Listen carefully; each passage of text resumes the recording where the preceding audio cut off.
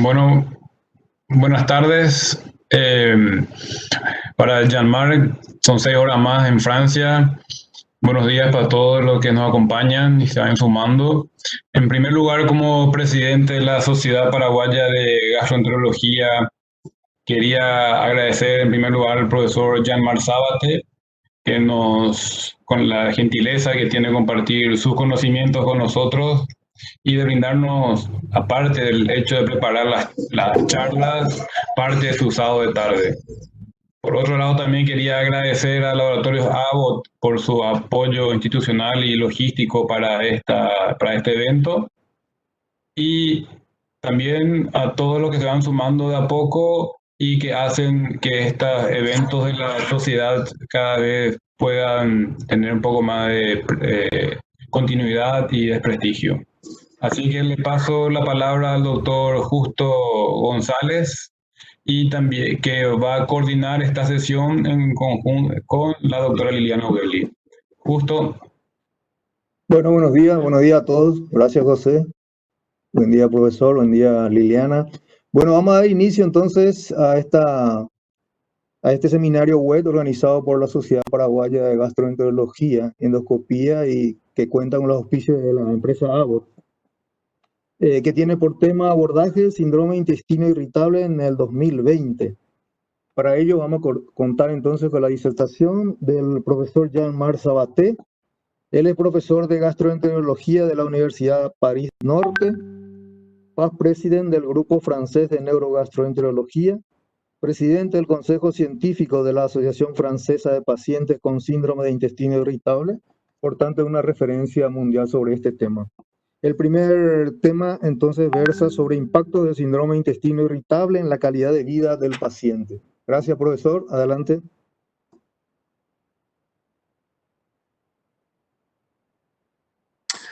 Hola, muy buenas. Le agradezco al doctor Villarejo, que es un gran amigo, por haberme invitado a hablar hoy día del síndrome de intestino irritable, y vamos a empezar esta charla. Ahora voy a ver si puedo compartir la presentación. Ya, lo tienen aquí. Entonces, hablaremos del impacto en los pacientes y después del panorama general de tratamiento. Yo había hecho un poco más extensivo la charla sobre también el tratamiento no farmacológico, pero veremos si tenemos tiempo de eso. De primero quiero empezar con las vistas cruzadas sobre el intestino irritable, que en Francia hicimos este estudio con el punto de vista de médicos generales y gastroenterólogos que pensaban que el manejo era difícil o muy difícil para la mayoría de ellos. Y en el 2014, después de 8 años de usar los criterios de Roma de tercero, entonces nada más había un cuarto de los médicos generales que conocían estos criterios y la mayoría de gastroenterólogos. Lo que hay que notar es que los pacientes tenían 1 a 3 tratamientos en simultáneo, la mayoría de los médicos, y que aunque piensen que es difícil el manejo de esta enfermedad, según los médicos, el porcentaje de pacientes satisfechos con la atención casi llegaba a los 50% por médicos generales y gastroenterólogos. Y eso va en contradicción con los motivos de consultación. El primero de ellos, que era la inefectividad o ineficiencia delante de la mala tolerancia del tratamiento que estaba prescrito, y delante de otros motivos más raros como modificación de sintomatología o solicitud del paciente o preguntas después de llegada de nuevas moléculas. Los tratamientos más recetados eran en este estudio antiespasmódicos y absorbente de gases. Ya otra diapositiva para dar un recuerdo de lo que es hoy la definición del intestino irritable basada sobre síntomas en la clasificación nueva de ROM, que se desarrolló en el 2016. Y ha cambiado un poco esta definición porque ahora nada más quedamos con el dolor abdominal crónico y ha desaparecido el malestar, también la frecuencia de los síntomas del dolor. Pues ha subido un poco porque antes eran 3 días por mes y ahora es más de 1 día por semana en los últimos 3 meses, asociado con al menos 2 de los siguientes. Antes era mejorado con la defecación porque hay 1/3 de los pacientes que tienen más dolor después de defecación y asociado con cambio de frecuencia o de apariencia de las heces, usando esta puntuación muy bonita que lo hicieron los ingleses y que dan las formas con predominio de estreñimiento, de diarrea o formas alternantes. Y entonces esta modificación de la clasificación pues ha una consecuencia que el nombre de pacientes que entran dentro artificialmente se dividió por 2 y eso ya lo han mostrado varios estudios. Algunas generalidades, ya saben que es una enfermedad crónica de que hablamos hoy, que toca con la clasificación de Roma 4, ahora unos 4.1% de población, y en Francia hicimos un estudio que muestra que estamos aquí al 5% de población, con más mujeres que hombres, y lo que vamos a ver es que la calidad de vida puede tener importante alteración en todas las áreas.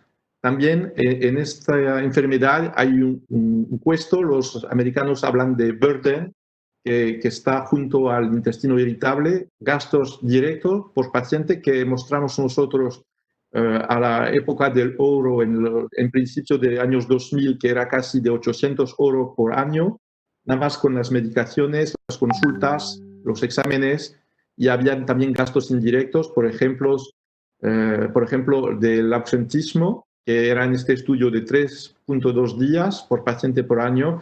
El presentismo al momento no estaba estudiado en Francia, pero en Estados Unidos decían que era del 22 al 32%. Y en Estados Unidos el peso económico para la sociedad lo consideran como equivalente a la de la hipertensión arterial, que llega a los 33 billones de dólares, y como ven aquí el intestino irritable llegaba al 30 y mucho más que asma, que insuficiencia y que migrana. Hay también que insistir que todos los pacientes no son iguales y hay diferentes formas de gravedad. También se piensa que nada más 1/3 a 2/3 de los pacientes que tienen síntomas van a consulta, y entonces eso depende mucho de la gravedad.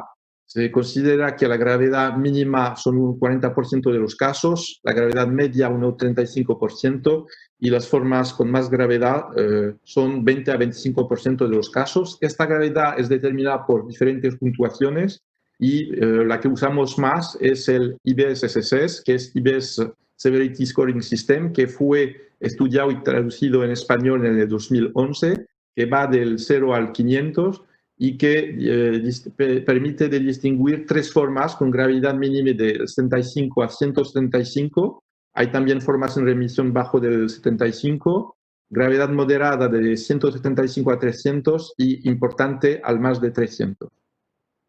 Ahora vamos a ver algunos estudios que figuran este impacto en calidad de vida y las expectativas del paciente. Y para empezar, nada más, me gusta mucho esta frase que está en un estudio publicado por Doug Drossman, que le interesa mucho lo que vive el paciente en intestino irritable. Fue publicado en 2009 y que dice, es una traducción, pero que para recibir un tratamiento que consiga la desaparición de los síntomas, los pacientes darían 15 años de su vida, y por los años que tenían ellos, la edad que tenían era el 25% de la vida que les quedaba a ellos.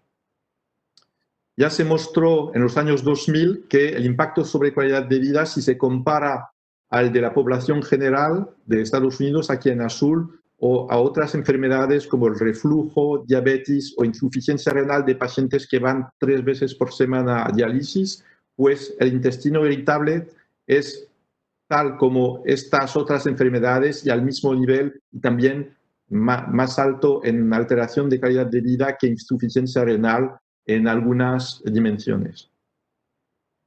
Nosotros también lo estudiamos en un estudio que hicimos en el 2014, usando otra puntuación que se llama el FDDQL, que tiene 43 preguntas y que la buena calidad de vida es la que tiene el número 100.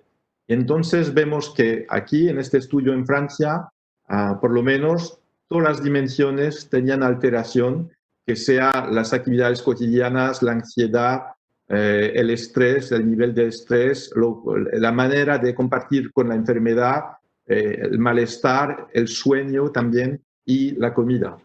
Lo hacían mal.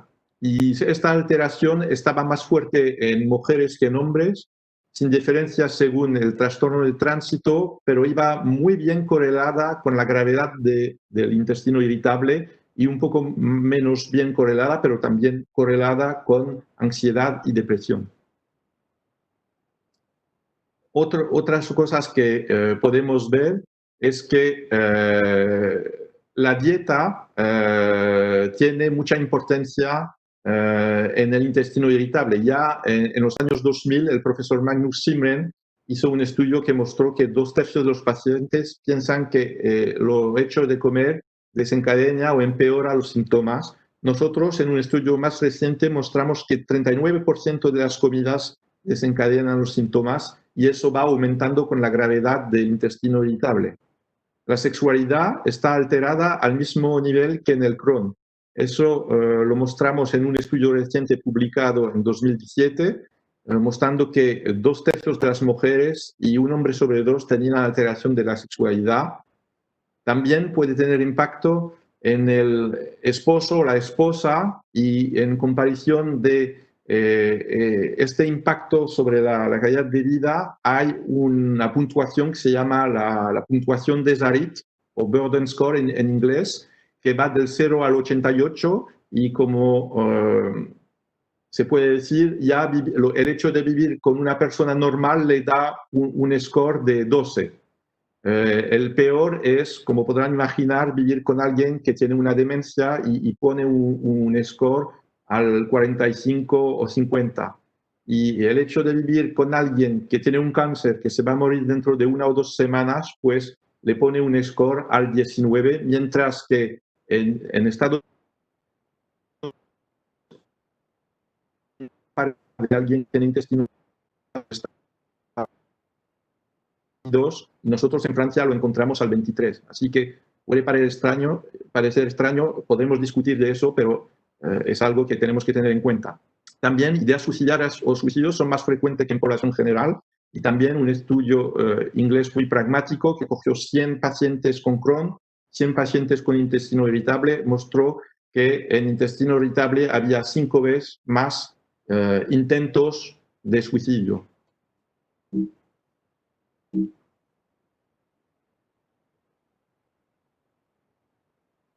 Ahora les voy a hablar de estudios más recientes que hemos hecho con la Asociación de Pacientes, que hemos hecho con una de mis pacientes ya hace 10 años. Y los dos últimos estudios son estudios que estudian el impacto sobre la escolaridad y el trabajo.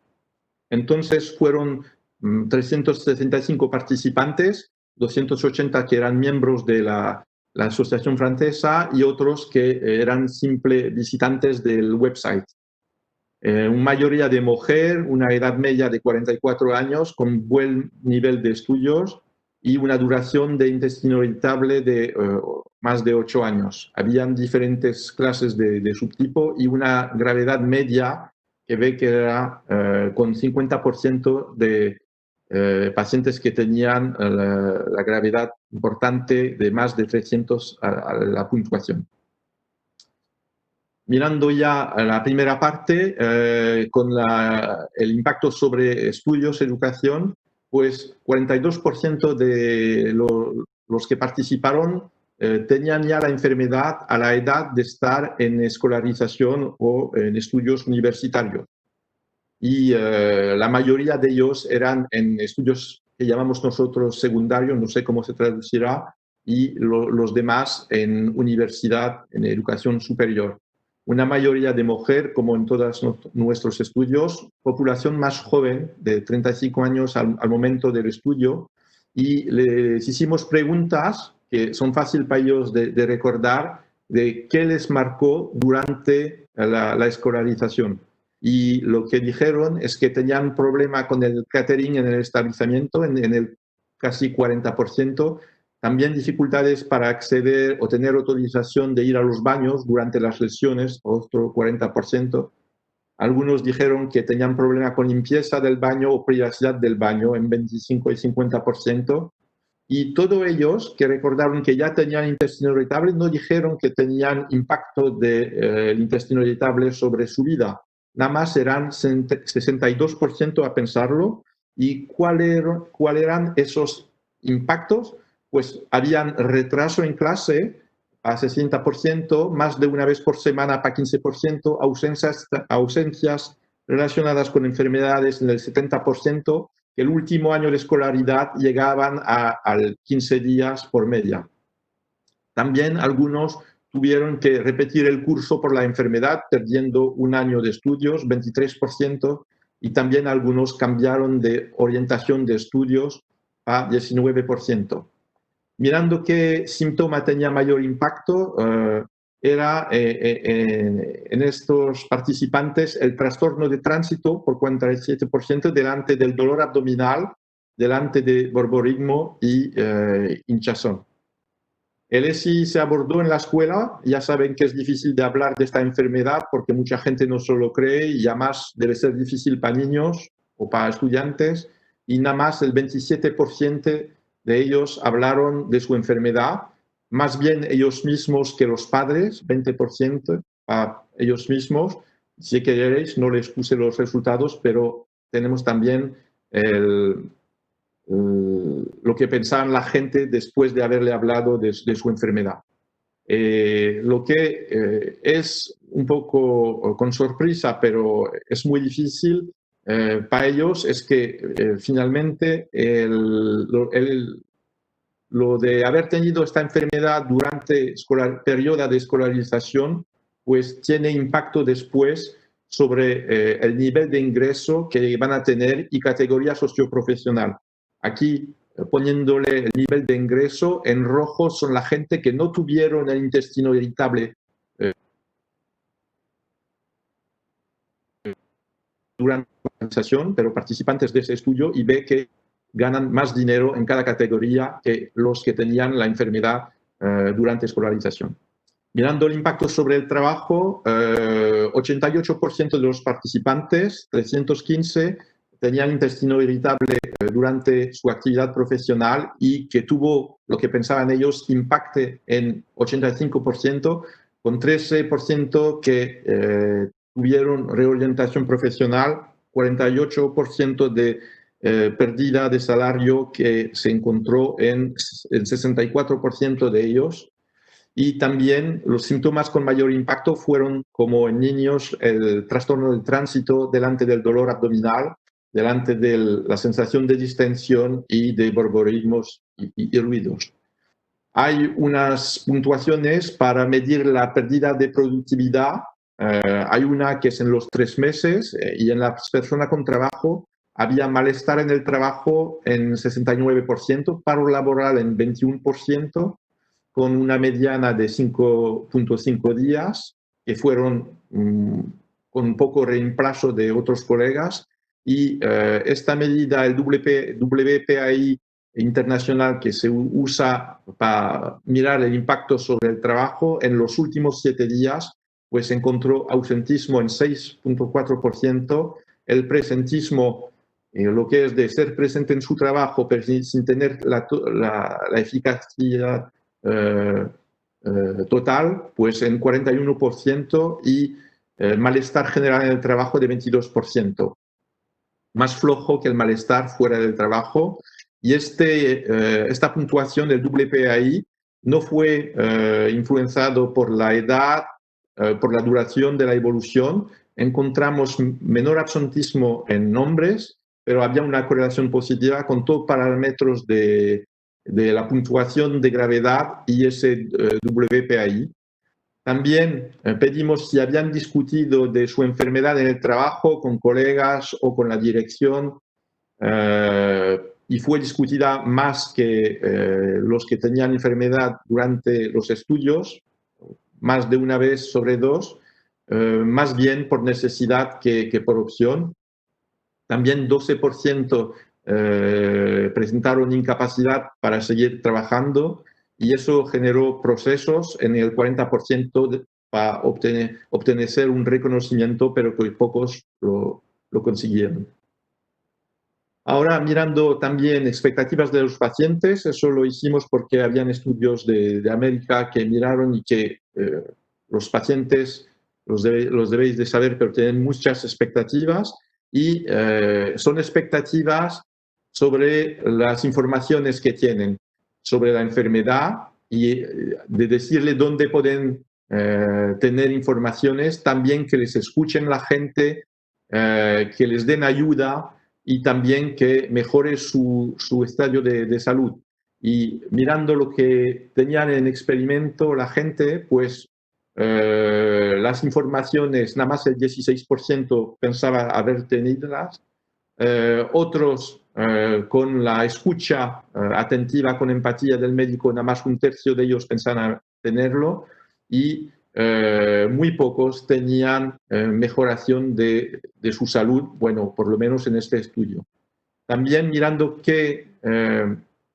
de dónde querían que venga la información, mayoría de ellos querían que les diera su médico la información, que sea gastroenterólogo o de medicina general, médico general, y la mayoría de ellos encontraron información en el internet o en revistas.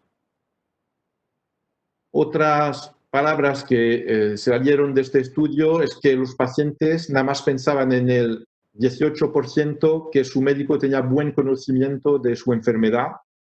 Menos de 1 sobre 2 dijo que su médico creía en sus síntomas y 40% que estaba preocupado por sus síntomas. Y lo que salió más es que los 2/3 de los pacientes recibieron como mensaje o fue muy fuertemente sugerido que los síntomas estaban en su mente, porque como los exámenes son normales, debe que estar en su mente. Y finalmente, solo el 16% de los participantes estaban satisfechos con el sistema de cuidado medical para el manejo del intestino irritable. En conclusiones de esta primera parte, puedo decir que el camino de cuidado es difícil para algunos de los pacientes, que son los más graves, y que estos tienen muchas expectativas que no son cumplidas, ambos en relación en la enfermedad y también en los profesionales de salud que encuentran. Y estos resultados abogan para mejorar calidad de la relación médico-paciente y implementación de educación terapéutica como queremos hacerlo nosotros ahora.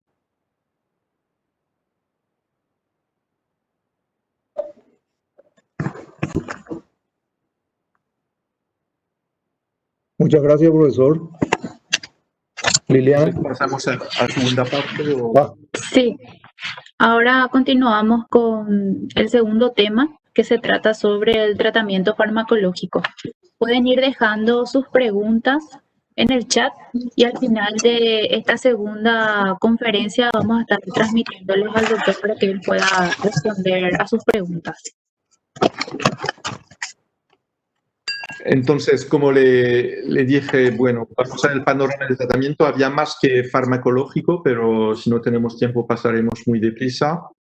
Esto nada más para decirle que, como vieron los pacientes, muchas veces, y eso no lo sabemos, pues tienen varios tratamientos o varias estrategias al mismo tiempo y, por ejemplo, en el estudio que publicamos recientemente, con una duración de evolución de 8 años, pues trataron por media 5 estrategias diferentes y hasta 11 en unos pacientes, que esto fue correlacionado con la severidad del intestino irritable y también el nivel de ansiedad y depresión, pero no con la duración de la enfermedad. No es porque tienen tiempo, hace mucho tiempo que están enfermos, que van a tratar de cambiar de estrategia. Si encuentran una que les conviene, pues se quedan con esta. Y en esto lo vemos también que al momento de la encuesta, pues quedaban con 2 por media estrategias de tratamiento y esto nada más estaba correlacionado con la calidad de vida. También en este estudio mostramos que en Francia, en el 2014, pues terapias alternativas fueron usadas por el 82% de los participantes y más por mujeres que por hombres. En el tratamiento yo tengo unas palabras al principio de la consultación diciendo que no soy mago y que no tengo tratamiento definitivo, para mí no es realístico, y entonces hablamos de reducir los síntomas, por ejemplo, ya un 30%, un 50% ya es algo importante para ellos, y según la frecuencia de síntomas, de atacar o de prevenir las crisis, dando tratamiento continuo o tratamiento según los síntomas. Y hay que medir, y por eso yo me pongo el nivel de los diferentes síntomas para ver después del tratamiento si hay mejora global o en diferentes síntomas también con algunas preguntas o usando una puntuación se puede medir el impacto sobre calidad de vida. Yo, el tratamiento que doy en los pacientes está basado en el conocimiento de la fisiopatología del intestino irritable, que hay varios mecanismos que ya los conocéis, el trastorno motor digestivo, la microinflamación que lleva también alteración de la permeabilidad, hay lo que concierne el microbiota y también el metabolismo de ácidos biliares, hay la comida que tiene un papel muy importante y hay mecanismos que son centrales como hipersensibilidad visceral, las anomalías de control del dolor al nivel espinal o cerebral y factores psicosociales como el estrés, depresión, ansiedad y en algunos pacientes también que tuvieron abuso sexual. Y entonces lo que hay que conocer es que no se puede adivinar cuál es el mecanismo que tiene el paciente que tienen enfrente de usted. Algunos pacientes pueden tener varios mecanismos, pero no hay ningún mecanismo que lo tienen el 100% de los pacientes. Así, yo miro en la historia lo que ha cogido la gente, miro lo que podría dar, le doy las explicaciones y así funciona. Pero esto lo hago conociendo la frecuencia de cada mecanismo. Como ve, por ejemplo, el trastorno de tránsito toca el 50%, mientras la microinflamación, los estudios dicen que son 44%. La hipersensibilidad, que vemos después, toca el 66%. Así como hay trastorno de motilidad, pues es lógico de usar medicinas que pueden modificar la motilidad, como antidiarreicos en formas con diarrea, y la loperamida, que es un opioide sintético, pues es verdad que reduce el tránsito y puede aumentar consistencia de las heces, pero también puede aumentar el dolor, así que lo usamos más en pacientes que tienen poco dolor o que lo han probado y que no aumenta su dolor. En otros pacientes podríamos usar fibras y laxantes, pero si disminuye la presión intracolónica y puede acelerar el tránsito orosecal, tiene poco efecto sobre el dolor y también cuando da fermentaciones puede aumentar el dolor en un mecanismo de distensión. Así que si está recomendado en estreñimiento, no solemos recomendar mucho, mismo en intestino irritable a predominio de estreñimiento. Los antiespasmódicos, muchas metaanálisis, aquí le muestro una, han mostrado que tienen efecto de mejora general y tal vez en varios síntomas, pero muchos de esos estudios han estado hechos con pocos pacientes, con pruebas antiguas, no son metodologías muy rigurosas y entonces la efectividad ha sido controvertida, pero lo seguimos usando y tienen... para otros estudios más recientes que se han hecho con algunos de ellos, pues han dado la prueba también que pueden ayudar a los pacientes. Otro que no está en la misma categoría, pero está cerca de ellos, es el aceite elemental de menta con cubierta entérica, que en Estados Unidos está mucho utilizado. En Francia llegó hace casi un año una forma así con cubierta entérica y mostró que puede mejorar síntoma global y también el dolor o la distensión. Otras medicinas que pueden tener agregamiento en Estados Unidos o los tenemos nosotros agregamiento europeo, pero tal vez no se pueden comprar. Por ejemplo, el linaclotide no se puede comprar en Francia. Este está usado para las formas con predominio de estreñimiento y funciona como agonista del receptor de guanilato ciclasa C de enterocitos, que lleva un aumento de secreciones intestinales. Y en estos estudios aleatorizados mostró superioridad al placebo en número de deposiciones espontánea, en consistencia de las heces y disminución de esfuerzos para defecar, distensión abdominal también. Otro que usamos nosotros, porque no tenemos el alocetrón, es algo parecido, que es ondansetron, que usamos en la forma con predominio de diarrea, que es un antagonista de los receptores 5-HT3, que está utilizado como antiemético desde hace más de 20 años y que nunca fue asociado con colitis isquémica. Y en este estudio inglés, pues mostró que podía dar un efecto sobre los días de urgencia, puntuación de urgencia, número de deposiciones, hinchazón. También bajó la gravedad de la enfermedad en comparación del placebo, y en criterio combinado de mejoración de dolor y de la diarrea estaba mejor que el placebo, con 41% contra el 17% del placebo. Su efecto secundario principal es el estreñimiento, pero ese tratamiento es difícil de usar, por ejemplo, en Francia, porque hay que tener ordenanzas especiales. Otro tratamiento que tiene agregamiento en América y en Europa, pero que no está disponible, no se puede comprar en Francia, es el Elixadorin en formas con diarrea. Es un efecto opioide mixto porque es agonista del receptor MuCA-PA y agonista del TA, y mostró que podía tener una efectividad que se mantenía en el tiempo en un criterio combinado. Los efectos secundarios más frecuentes serán el estreñimiento, náusea, pero también un efecto secundario que puede dar problemas es lo de tener pancreatitis en un número bajo de pacientes, pero en estos que ya habían tenido ablación de la vesícula, no sé cómo se dice. Ahora, tratamientos que pueden funcionar sobre otro mecanismo que está presente en los dos tercios pacientes, la sensibilidad.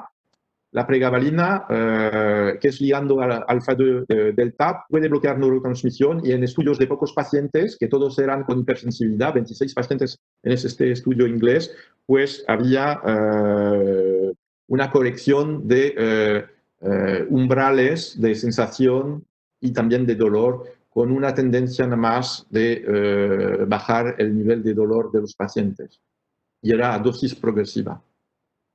Más interesante para mí es este tratamiento que fue mostrado en un estudio belga del equipo de Louvain, y que mostró que la histamina, que puede sensibilizar receptores que están presentes en la pared del tracto digestivo, pues la hebastina, que es antagonista del receptor de tipo 1 de histamina, a la dosis doble de la que se usa en rinitis alérgica, puede tener en pacientes con hipersensibilidad un efecto bastante importante, 46% de mejora frente al 13% con placebo, con pocos efectos secundarios. Ese tratamiento no funciona antes de 15 días, y si a los 5 o 6 semanas no hay efectos, se puede parar. También el concepto de enfermedad postinfecciosa y de microinflamación es ahora muy conocido. Se sabe que los 20%, 15-20% de las formas de intestino irritable pueden llegar después de gastroenteritis. Y esta sí es una gastroenteritis fuerte y asociada con, por ejemplo, estrés, pues después tienen mayoría de las formas un patrón clínico de predominio de diarrea, y tienen un pronóstico un poco mejor de las formas que no han llegado después de gastroenteritis.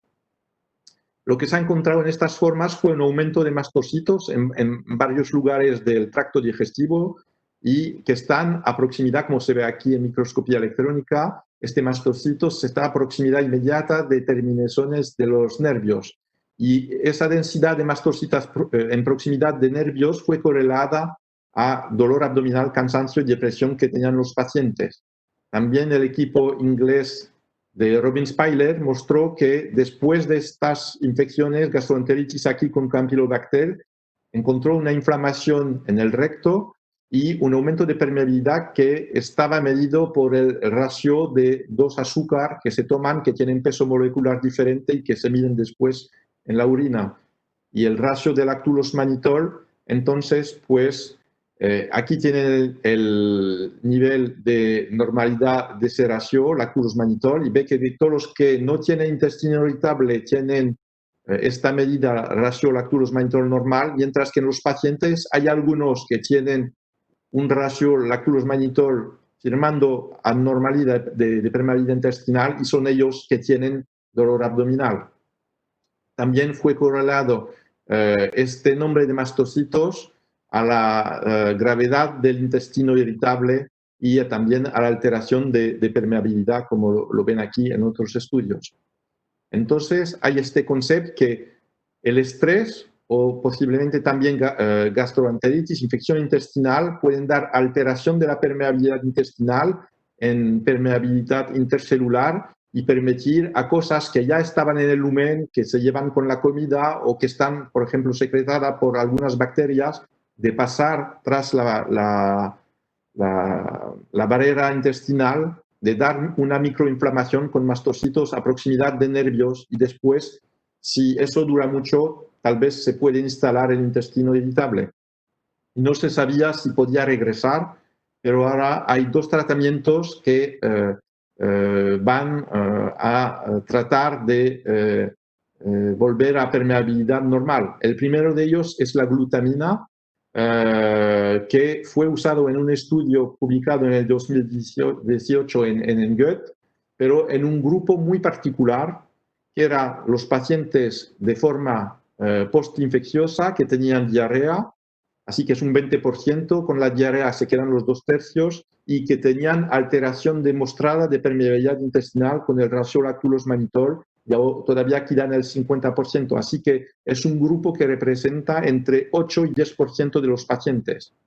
Pero en estos pacientes muy seleccionados, un estudio aleatorizado mostró que la glutamina a fuerte dosis, 5 gramos 3 veces por día, en 8 semanas, pues tuvo efectos sobre la enfermedad, también sobre el número de reposiciones y corrigió la permeabilidad anormal. Así que puede ser un tratamiento en ese subgrupo de pacientes.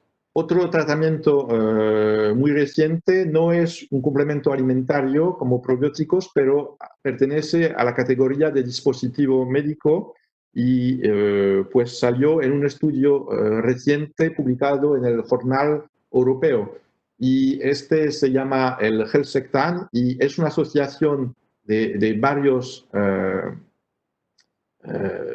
cosas, que es de primera el xiloglucano, que tiene efectos sobre permeabilidad intestinal, también de proteína de guisante y taninos y extractos de semilla de uva y un azúcar, el xilo-oligosacarida, que es un prebiótico, y todos trabajan para fortalecer la barrera intestinal. Fue mostrado en modelos animales y también recientemente en este estudio que lo hicieron unos colegas de Rumania y que es muy espectacular, porque aquí ven, por ejemplo, los pacientes que tenían un nombre normal de deposiciones, había muy pocos al principio del estudio. Es un estudio con diseño cruzado, aleatorizado, y después de coger este tratamiento, pues casi todos llegan a un nombre de deposiciones normales, y al cambiar de tratamiento ve que se cambian las cosas. Son los que tenían el placebo cuando cogen el tratamiento que van mejorando, y este efecto también cruzado lo tenemos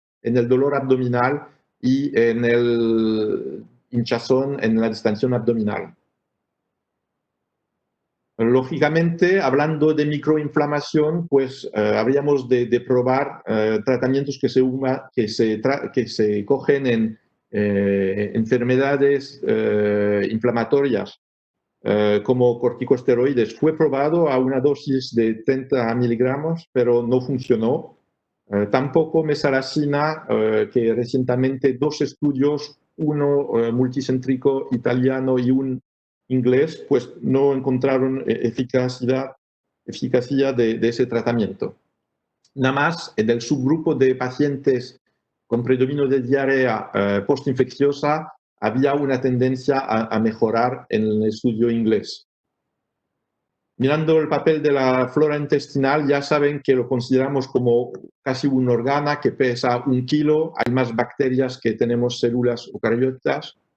Hay una gran biodiversidad. También lo que es importante es la estabilidad con tipos constantes que se encuentran, por ejemplo, Firmicutes, actinobacterias, Bacteroidetes, y una estabilidad en el tiempo de un sujeto a pasar de modificaciones que pueden ser temporarias, como una dieta, modificación de alimentación y antibióticos. También ese microbiota se adquiere en infancia a partir de la flora maternal después de contacto con el medio ambiente, y hay que tener en cuenta que hay un gradiente con pocas bacterias en el estómago por causa del ácido, más bacterias en el intestino delgado, y el máximo de bacterias lo tenemos aquí en el colon y en la parte derecha del colon. El argumento, este papel de la flora fue constatación de aumento de síntomas después de antibióticos, también de proliferación excesiva de bacterias en el intestino delgado, y fueron la revolución de los estudios con enfoque molecular usando los 16S-RNA, que mostraron diferencias entre pacientes y sujetos sanos.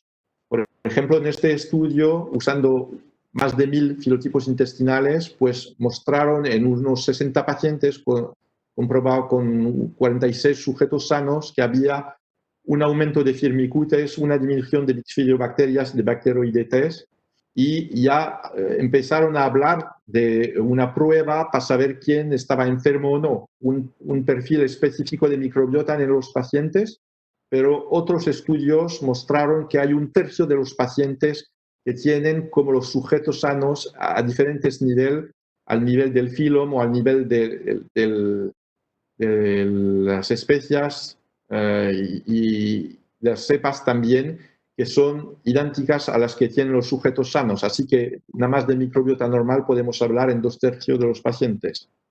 Este estudio del equipo de Magnus Simren mostró que los enterotipos, que son combinaciones de diferentes bacterias, pues están influenciadas por tránsito y también por la gravedad del intestino irritable, que hacen como una firma de su intestino irritable en el microbiota, con menos producción de metano y también una flora que puede ser menos rica en Clostridia y en Prevotella. Los probióticos, saben que la definición del organismo de la salud es que son microorganismos, bacterias o levaduras que después de ingestión en cantidad suficiente tienen un efecto beneficioso sobre salud, pero tienen una efectividad que tiene mucha variación con el tipo y la cantidad de bacteria, la cepa y mismo el método de administración que usamos. No es la misma eficacia si es una leche, un yogur, y eso muchas pues que están vendidas pues no han nunca sido probadas ni en modelos animales ni en humanos. Así que aquí le pongo una publicación del WGO del 2017 que llevaba los probióticos que tenían para ellos, así de manera independiente, una eficacia en intestino irritable, y los nombres aquí los pongo en azul, son los, por ejemplo, que tenemos nosotros en Francia con los nombres comerciales de estos. Podemos discutir si quieren de esto, pero hay un límite de uso de los probióticos. ¿En qué pacientes? Porque 1/3 de los pacientes teniendo microbiota normal, no se sabe si hay un interés para ellos. Es posible que sí que lo tengan, pero eso no es justificación para hacer un estudio de microbiota a nivel individual, que cuesta mucho y no sirve de nada de momento. ¿Qué gravedad de los pacientes a usar los probióticos? Pues en la mayoría de esos estudios tenían severidad moderada. El el costo es de €1 o $1 por día, pero algunos ahora son más caros sin tener más eficacia. Duración de efecto, hay algunos estudios que muestran que algunos días después de dejarle de tomar el probiótico, pues ya no se puede encontrar en las heces. Así que si tienen un efecto, pues hay que seguir tomándolo. También, entonces, la elección del probiótico, para mí no se puede tener extrapolación, hay nada más que estar basada en los resultados de literatura, sabiendo que hay menos resultados negativos que están publicados porque no tienen obligación de publicarlos.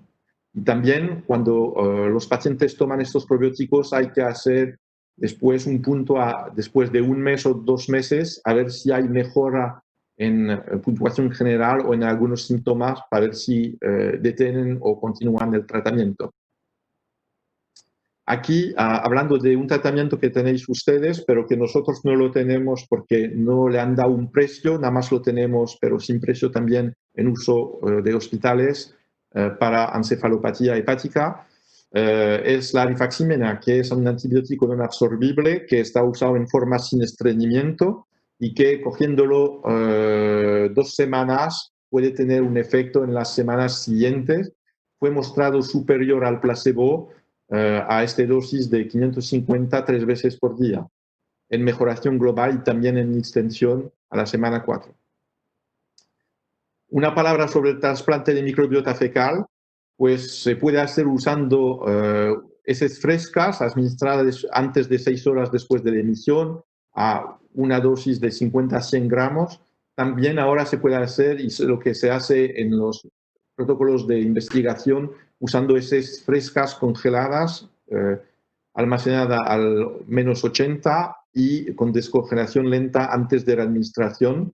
Y por lo menos se mostró que la eficacia es equivalente a la de las heces frescas para el Clostridium difficile. No se sabe si es igual para todas las enfermedades. Esta nada más, ahora hay varios estudios que empiezan a ser publicados, pero para enseñarle que había más efecto positivo en los 60% de los pacientes en estudios no controlados. En estudios aleatorizados, al momento, no había diferencia entre el trasplante de microbiota y el placebo. Bueno, vienen de hacer la publicación de un estudio que nada más una persona, un sujeto sano único, había dado su trasplante para más de 160 personas en Noruega y tuvieron muy buenos resultados, pero nosotros tenemos un poco de duda de esos resultados.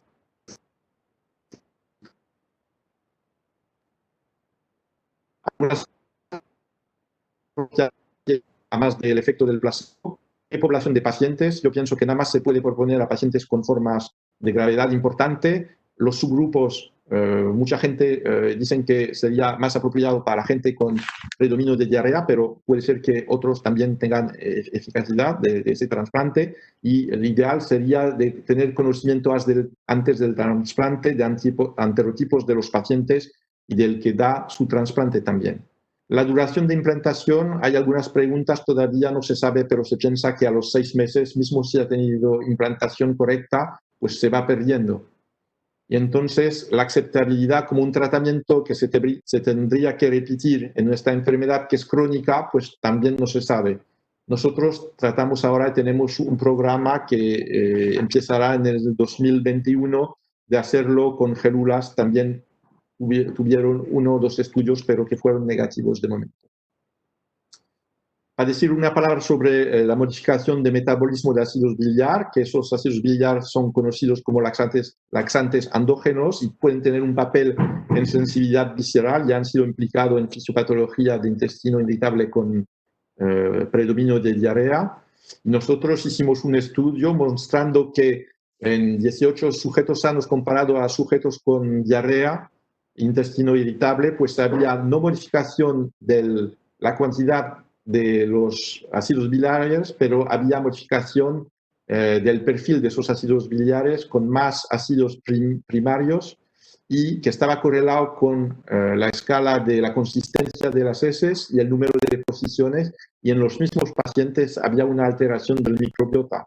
pero de momento no se sabe si es el hecho de tener tránsito más rápido o más lento que hace la modificación del metabolismo de ácidos biliares o si es el contrario, pero hay algunos tratamientos que se pueden salir de esto para formas con diarrea y, por ejemplo, nosotros de momento no tenemos el colesevelam, pero tenemos otras formas de tratamiento menos práctico para los pacientes. Los factores centrales, que no son tratamientos farmacológicos, también se pueden discutir. Saben que hay factores psicosociales, el estrés, la depresión, la ansiedad, y mismo en algunos pacientes abuso sexual que tuvieron. El control central del dolor visceral estaba muy poco conocido hasta el desarrollo de técnicas de imágenes funcionales y en particular de resonancia magnética funcional, que la usamos nosotros, y fue mostrado que después de una distensión visceral, por ejemplo en el recto o en el esófago o en el estómago, pues hay activaciones de algunas áreas cerebrales como el tálamo, corteza orbitofrontal, corteza insular y singular, que son implicadas en control de dolor y de emociones. Nosotros mostramos en este estudio, usando una técnica que se llama de tracking de fibras, pues que todas estas áreas cerebrales están juntas las unas con las otras. Lo que mostraron colegas ingleses es que desde los años 80 la hipnosis podría tener una eficacia bastante importante comparada a un tratamiento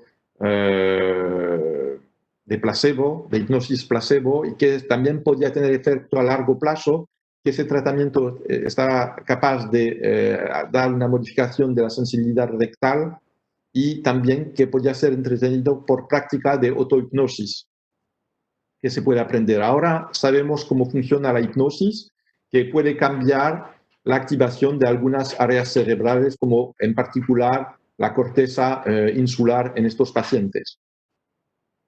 Usamos antidepresivos que tienen efectos retardados, no funcionan antes de 15 días o 3 semanas a la misma dosis y que tienen efecto en modulación central y periférica del mecanismo de dolor.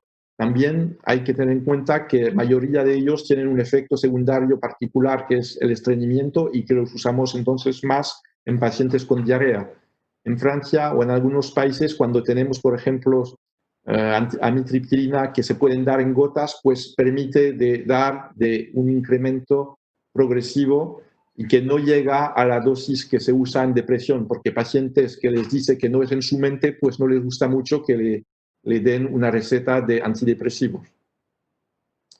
Algunos tratamientos no farmacológicos, no sé si tenemos tiempo o me lo quedo. Quería dar una palabra sobre la dieta baja en FODMAPs. ¿Tenemos tiempo?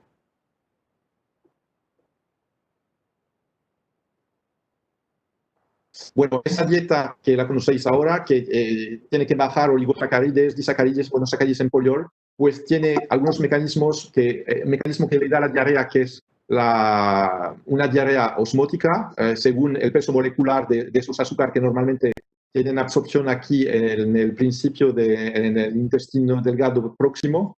Y otros mecanismos, cuando llegan las azúcares en el colon, pues las bacterias se lo comen, hacen fermentación, dan distensión abdominal, flatulencia y dolor en 2/3 de los pacientes que tienen umbrales de dolor más bajos. Fue mostrada, pero en estudios con pocos pacientes, ve aquí que nada más son 33 pacientes con intestino irritable, comparados con 8 sujetos sanos, que esa gente comía en media 16 gramos por día de esos FODMAPs y que ese régimen bajo en FODMAPs pues, dio mejoración en un score global de los síntomas digestivos, mientras que en sujetos sanos no tuvieron ninguna influencia. También mejoró la distensión abdominal, el dolor abdominal y flatulencia. Modificó la satisfacción con frecuencia de deposiciones, pero nada más mirando la composición de las heces en agua, nada más modificó la de los pacientes que tenían diarrea. Un efecto secundario, no se sabe si tiene algún peligro a largo plazo, es la modificación de microbiota que puede seguir de este régimen al cabo de unas semanas.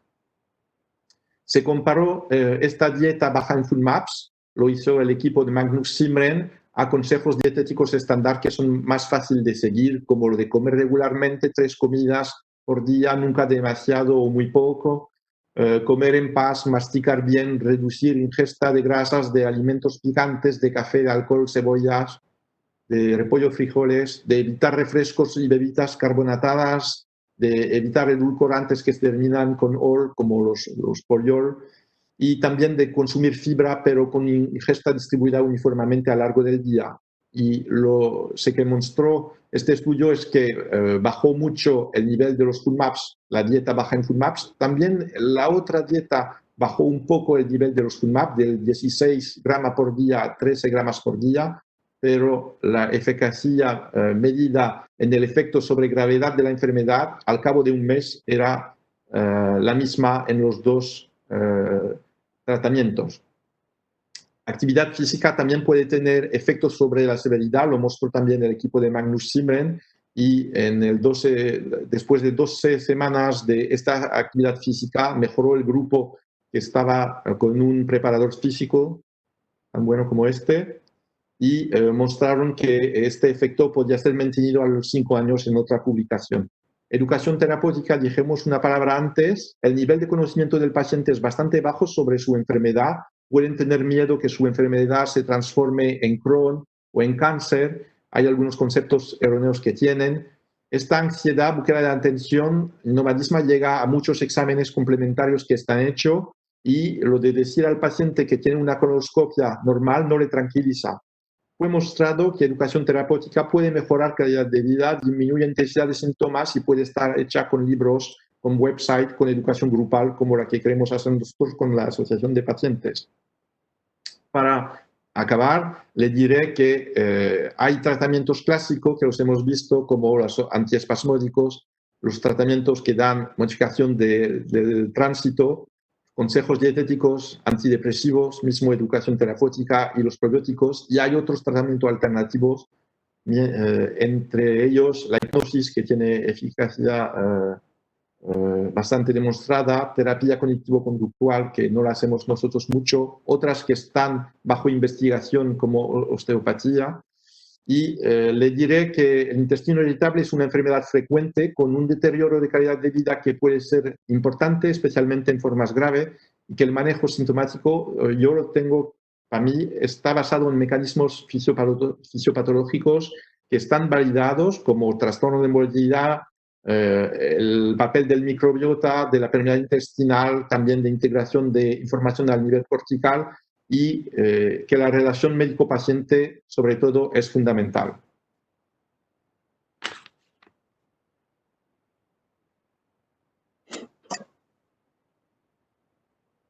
Ya, si tenéis preguntas, no sé si lo hice muy largo. Excelente conferencia, doctor. Le voy a transmitir una pregunta.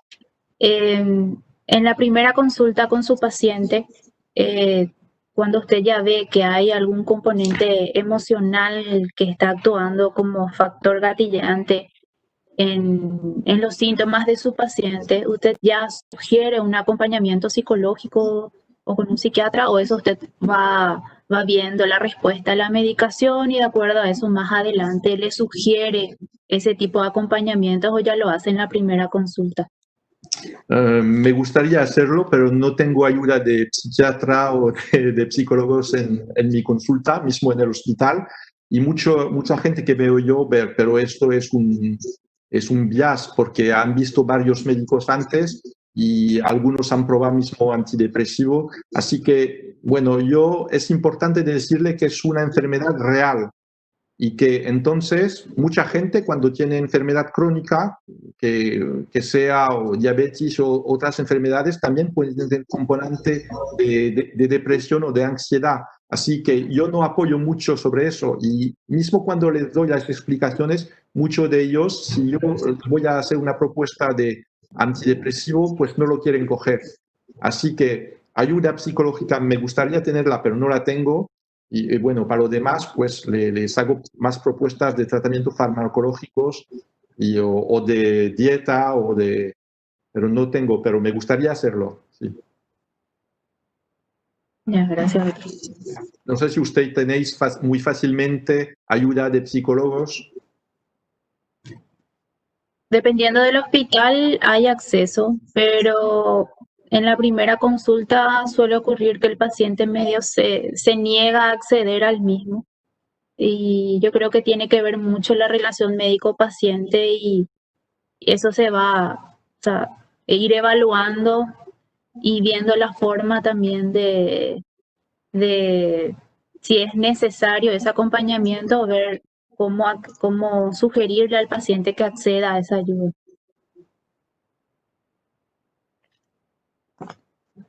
Excelente, profesor. Excelente conferencia. Aquí hay una pregunta de la audiencia. Dice, de todas las terapias nuevas que mencionó, ¿cuál considera la más prometedora?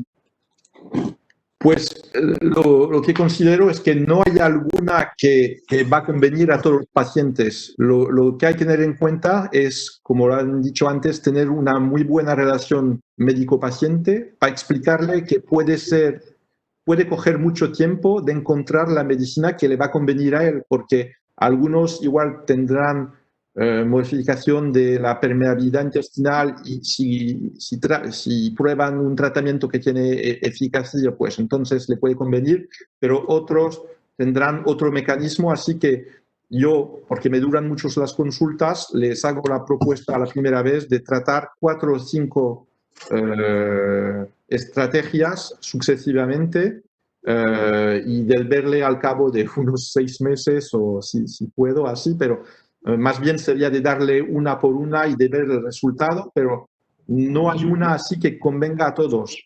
Es lo que hay que explicar porque muchas veces si tengo una impresión muy fuerte y que le digo al paciente, este tratamiento va a funcionar muy bien, pues después esto crea, cuando no funciona, y es frecuente, pues entonces ya el paciente no le viene a ver más o tiene una desilusión muy grande.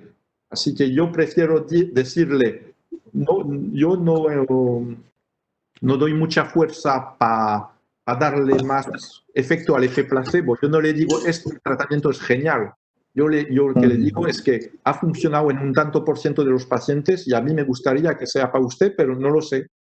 Y bueno, yo funciono así, pero se puede hacer de manera diferente. Perfecto.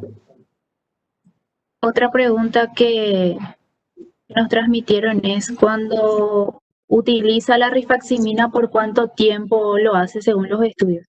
Como ¿Por cuánto tiempo utiliza?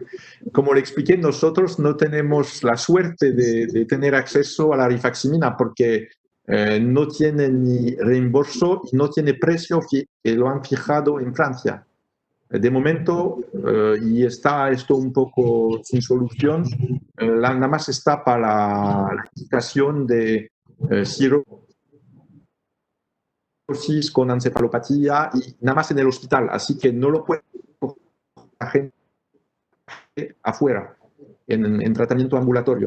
Pero yo, si lo usaba, si tenía acceso a él y la gente se lo podía comprar, lo usaría como en los estudios, dándole para 2 semanas y después a ver cuando los síntomas vuelven de nuevo. En los estudios hay algunos que decían que eran 16 semanas. Bueno, en este estudio miraban después 10 semanas de haberlo cogido 2 semanas. Así que según el dinero que tenga la gente y si ha funcionado, porque hay algunos estudios que dicen que 2/3 de ellos guardan eficacia, puede ser más que 10 semanas. Bueno, hay que verlo y ver el caso del paciente. Pero estudios o cosas que dijo el doctor Pimentel, que es el que debe tener más experiencia con él, pues lo recetó varias veces, hasta 4 o 5 veces, lo contó en publicaciones a algunos pacientes. O cuando vuelvan los síntomas o con anticipación a cada de 12, 14 semanas, no sé. Pero nosotros no tengo propia experiencia, nada más es lo que leí porque no lo tenemos. Perfecto, profesor. Otra pregunta de la audiencia, el doctor Ábalos pregunta si en qué momento utiliza los neuromoduladores, es decir, los ansiolíticos, los antidepresivos, si ya lo utiliza en la primera consulta o en qué momento. Pues como le dije antes, puede ser que sea una de mis propuestas, de las 4 o 5 propuestas que le voy a hacer al paciente, pero más es una de las últimas que va a probar, porque no les gusta mucho. Y aunque yo coja el tiempo de explicarle que no pienso que son locos, cuando se acaba la consulta con prescripción de antidepresivos, y mismo al preguntarle después, muchos son que dicen, bueno, este no lo he querido probar. Así que, y a veces le digo, esperando, porque hay algunos que están esperando que les toque el tiempo de hacer la hipnosis, pues le digo, el mecanismo puede ser un poco similar si quieren coger, esperando de llegar a la hipnosis, el antidepresivo, pero hay muchos que desde luego no quieren cogerlo. De otra parte, hay algunos pacientes que vienen y que me contaron que tenían depresión, aparte de intestino irritable, y que usando tal o tal antidepresivo, que es un bloqueador de recaptura de serotonina o otro, un antidepresivo más moderno que la amitriptilina, pues que tuvieron efectos sobre el dolor. Y después algunos lo han parado y yo puedo hablar con ellos de cogerlo de nuevo para tener efectos sobre el dolor y mejorar general. Y estos tienen menos miedo de cogerlo, porque ya tienen experiencia pasada de antidepresivos. Claro. Otra pregunta, ¿en qué pacientes usa ondansetron y qué cuidados usted tiene con respecto a sus efectos? Yo el ondansetron, porque es difícil de usarlo, hay que usar una ordenancia especial que es de color azul en Francia, que es una ordenancia que llaman de excepción, de tratamientos de excepción. No es que cueste mucho caro, pero es que está bajo vigilancia desde su salida en los años 2000 y nunca lo sacaron de esto. Yo hago como en el estudio inglés, yo le digo que empiezan a una dosis baja de medio comprimido de 4 miligramos o de un comprimido y van mirando, yo le doy la escala de consistencia de las heces y les digo, si ustedes están en el 6 o 7, pueden al cabo de 2 días, si no funciona, hacer un incremento y pasar de un comprimido a 2 y después 2 días más incrementar así, pero si no tienen heces o si tienen el número 1 o 2 de la clasificación de consistencia, paran de cogerlo y vuelven a coger la dosis que tenían antes. Hacer mucho cuidado y de momento no se ha publicado alguna colitis isquémica, así que estoy tranquilo, pero yo con esa dificultad nada más lo prescribo a gente, por ejemplo, que han usado colestiramina, que es Tranq, que se llama en Francia, que lo usamos también, porque si tiene el mecanismo de malabsorción de sales biliares, entonces que lo tienen un 25% de pacientes con diarrea, pero da más buenos resultados el ondansetron, pero con esa dificultad y los médicos generales no quieren prescribirlo. Lo que no entiendo yo, porque no quieren coger en Francia está bastante vigilado si usted usa la medicina para lo que es. Entonces, claro que el ondansetron no lo venden para eso, lo venden para vómito y náusea después de quimioterapia. Así que yo cojo la responsabilidad, pero todos no lo pueden coger y eso se puede entender. ¿Y por cuánto tiempo indica, doctor? Pues yo tengo gente que van varios años cogiéndolo y le cambió la vida. Hay unas gentes que se suben en un coche para ir al trabajo y tienen que bajar y ir o en el campo o donde sea. Esta gente, pues, hay algunos que les cambió la vida ese tratamiento. Yo sé que los ingleses van a hacer otro estudio multicéntrico. Si lo tienen usted, es un tratamiento que hay que probar. En algunos pacientes que le harían una estatua de tanta mejoría que tuvieron. Y lo indicaría según necesidad. Según... Sí.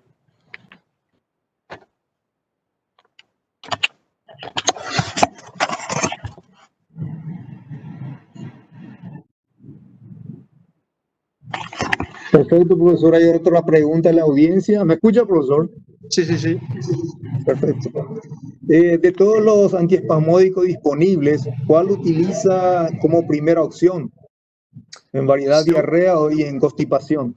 Sí, pues no sé si tenemos los mismos en Francia, en Sudamérica y en Y en Estados Unidos, lo que sé es que en Estados Unidos no tienen los que tenemos nosotros y muchos que... Yo pienso que, bueno, según los que tengáis en Paraguay y en otros países, no ha habido, es muy raro que haya estudios con comparación directa de antiespasmódicos. Así que lo que sabemos de la efectividad son de metaanálisis que componen varios estudios de baja calidad muchas veces. Así que yo me fijo en cuál han cogido ya. Y es verdad que mucha gente que ya viene a verme han cogido 4 o 5 de los que se venden en Francia. Entonces Claro, no insisto más y paso a la estrategia siguiente. Pero si no han cogido, yo pienso que se pueden escoger de clase diferente. Si tenéis, pienso que los tenéis de 2 o 3 clases diferentes, entonces, y también el aceite de menta, nosotros nos ha venido antes, la gente lo tomaba con tisanas o en cosas así, pero no se podía medir la cantidad que tomaban sí. realmente, y ahora lo tenemos, no sé si lo tendréis vosotros, como Estados Unidos, una forma que es protegida y, bueno, la cantidad viene al 187 miligramos por gélula y suele ir con la protección si no toman medicinas para patología de reflujo, suele ir al ileón y al colon. Y entonces, en algunos pacientes es muy alta. Perfecto. Otra pregunta, doctor. ¿Le parece que antes de catalogar a un paciente con colon irritable hay que descartar algún tipo de colitis microscópica con biopsia colónicas? Pues nosotros hicimos esta recomendación en pacientes con diarrea. Pero a mí lo que me fastidia es cuando unos colegas ya han hecho una colonoscopia, pero no han hecho las biopsias. Bueno, para eso no es el reemplazamiento de hacer otra colonoscopia, pero hacemos a veces, aunque se lo pague el paciente en Francia, medimos el nivel de calprotectina fecal, que puede ser intermediario en formas de colitis microscópica y más alto en formas de enfermedades inflamatorias. Pero se lo tiene que pagar el paciente y si no hay que hacerlo de nuevo las biopsias. Pero cuando ya la han hecho, yo no lo hago de nuevo. Yo no repito los exámenes que han hecho los colegas. Perfecto, profesor. Yo tengo dos preguntas. De la primera charla, los síntomas del intestino irritable son muy similares a las otras patologías funcionales digestivas. ¿Cómo hace usted para diferenciar el síndrome de intestino irritable de esas otras patologías? Por ejemplo, sí, es verdad que entre el estreñimiento y el intestino irritable con estreñimiento son muy, tienen mucha proximidad. Y mismo en estudios dicen que un tercio de los pacientes se pasan de una enfermedad a la otra. Bueno, no tiene mucha importancia para mí. Lo que a veces me ayuda, por ejemplo, igual en diarrea funcional, los de diarrea funcional tienen poco dolor. Eso es lo que uso yo para distinguir los que tienen, y entonces podré usar más bien tratamientos que nada más enfocan el trastorno intestinal sin dar efectos sobre dolor. No tienen dolor. Por ejemplo, en los que tienen constipación crónica, el intestino irritable, yo pienso que algunos que tienen mucho estreñimiento y que tienen pocas deposiciones por semana, y al cabo de un día no tienen dolor, pero al cabo de 2 o 3 días sin ir del cuerpo tienen dolor, entonces hay incremento del dolor y de la distensión abdominal con los días sin ir del cuerpo, sin tener deposiciones. Entonces, esto yo le llamo constipación crónica. Pero si no hay esta relación del tiempo, de las deposiciones y del dolor, más bien lo tomo por intestino irritable, pero tiene pocas consecuencias. Aparte de pensar que un paciente con constipación crónica le van a hacer una intervención, que es muy, muy raro, un caso muy raro, pero tiene pocas consecuencias. Perfecto. Eliana. Otra pregunta, doctor. Los probióticos, ¿ustedes en qué momento lo inicia, o sea, en qué momentos los utiliza? ¿Al comienzo, ya como tratamiento concomitante, o eso va evaluando en qué momento introducirlos y por cuánto tiempo lo utiliza y cuál de los probióticos usted recomienda? Entonces, los probióticos, de manera muy, bueno, le cuento lo que hago yo. Mucha gente ya los tomó antes de venirme a verme. Y entonces yo les pregunto, una parte de mi consultación es de ver qué tratamiento han cogido ya. Entonces, es muy difícil para ellos de recordar las marcas. Entonces, yo les doy las marcas más famosas que tienen en Francia y que la gente se coge, pero puede ser al principio tener una forma moderada. Yo pienso que en formas con severidad importante no funcionan muy bien y los estudios no pusieron estos pacientes dentro de los estudios. Así que si no han probado ninguno, son los que se ven en la publicación del libro que y vosotros debéis de tener algunos de estos, pienso. Lo podéis mirar en la publicación del 2017, según los países hay algunos o no hay. Pero si no han tenido publicación, yo no pruebo nunca una cepa que no tenga una publicación positiva. Y cuando le digo al paciente, le digo, bueno, pues usted tiene la misma suerte que en este estudio, lo prueba un mes, porque la mayoría de los estudios son de un mes, y si tiene una eficacia o si no sabe, pues se da un mes más, y entonces al cabo de un mes o 2 meses tiene que saber si funciona o no. Tiene que ver si su vida de antes se mejoró o no. Y si se mejoró, pues tiene que saber que cuando para de cogerlo, pues ya no se puede medir en las heces. Así que, aparte de un efecto milagroso, no tiene por qué tener eficacia después de haber parado de cogerlo. Entonces yo les digo, si se lo pueden pagar, pues lo cogen el tiempo que falte. Otra pregunta, profesor. Algunos artículos demuestran de que ciertos subgrupos de pacientes mejoran con la dieta sin gluten. Sí, entonces lo de la dieta sin gluten, bueno, muchos pacientes, hay lo que se llama sensibilidad al gluten sin enfermedad celíaca. Eso a mí, le digo yo como lo pienso, es una enfermedad muy extraña, porque la gente que solo piensan que parar el gluten les mejora, a mí no viene a verme en consulta, porque como tengo una lista muy grande de gente, pues entonces no le veo, la gente no coge en consulta para decirme que van bien parando el gluten. Entonces yo veo muy pocos, pero igual usted habrán visto más, no tengo mucha experiencia personal de esto. Pero lo que puede pasar en bastante de esos pacientes es que al querer parar el gluten, y fue demostrado en una publicación del equipo australiano, pues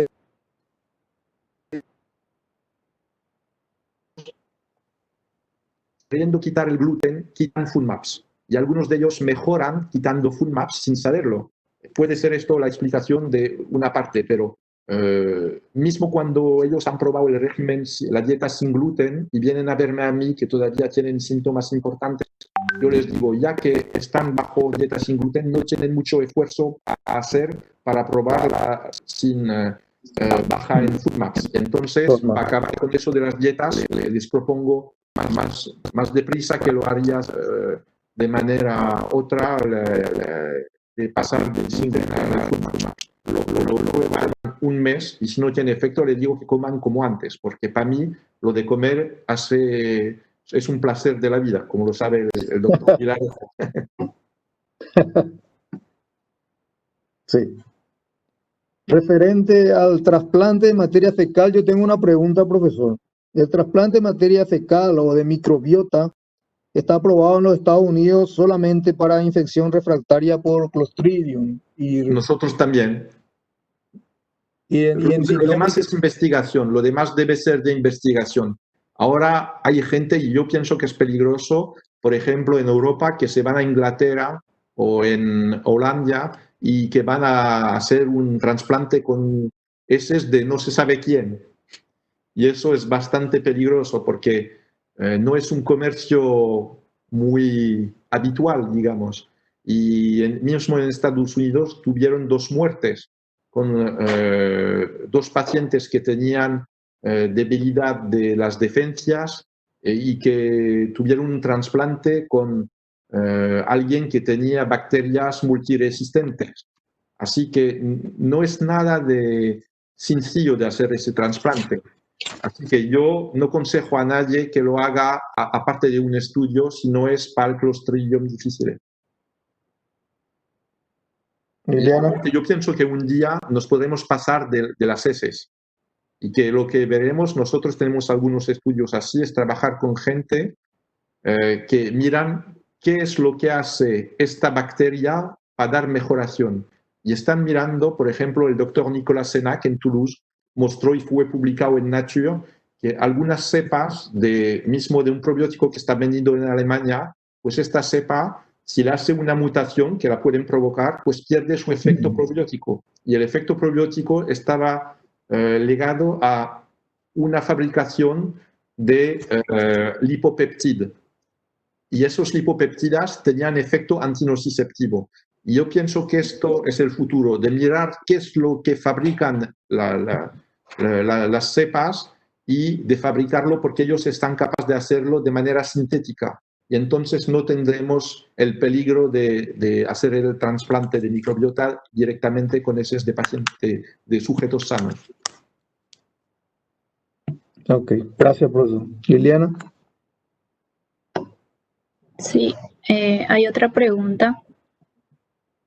¿Existiría algún lugar en la terapéutica de la electroestimulación tibial para el síndrome del colon irritable a predominio del estreñimiento? Hay gente que lo hace en estreñimiento, pero en intestino irritable con estreñimiento no está validado de momento. Así que, pero podría ser, nosotros hicimos, pero cuando era yo más joven, investigación haciendo estimulaciones eléctricas a estudiar un reflejo, que era un reflejo nociceptivo y que se parece mucho a la estimulación que hacen ahora de manera comercial, y entonces podía modificar las sensaciones que tenía el paciente y podría ser que en algunos les pueda ayudar, pero de momento no está considerado como un tratamiento con demostración de efectividad. Muchas gracias, profesor. Ahí ya le veo al presidente, que es el jefe, ya apareció. Así es que muchas gracias por la atención. Gracias, profesor. Gracias, Liliana. Ya le dejo a cargo del doctor Villarejo porque estamos en tiempo. Muchas gracias a todos. Bueno, y sobre todo, en primer lugar, muchas gracias a Jean-Marc, a quien tuve la suerte de conocer hace un poco más de, bueno, unos años ya, ¿verdad? Unos 20 años pasaron rápido. Gracias por esta charla bastante completa, nos dio un pantallazo de toda, sobre todo uno primero de cómo vive el paciente en la enfermedad y después las terapéuticas habituales y las nuevas vías de tratar esta enfermedad que siempre es difícil y engorrosa y es igual de difícil para el paciente como para nosotros a veces, ¿verdad? Y también de nuevo agradecerle al doctor Abbott, en la persona de Lilian Moreno, y bueno, a los 2 coordinadores que estuvieron muy bien y a todos los que estuvieron presentes hasta ahora. Así que bueno, hasta la próxima y muchas gracias a todos y a seguir cuidándonos en este 2020.